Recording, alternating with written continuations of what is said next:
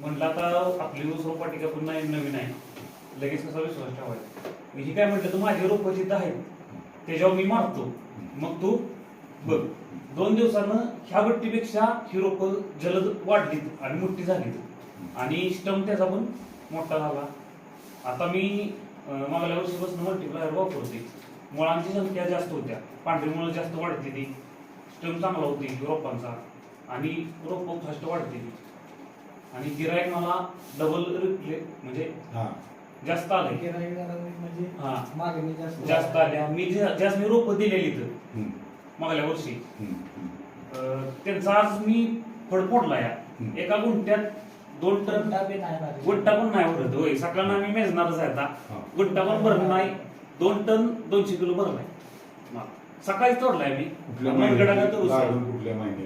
आता बरोबर 10 महिने झाले बघा.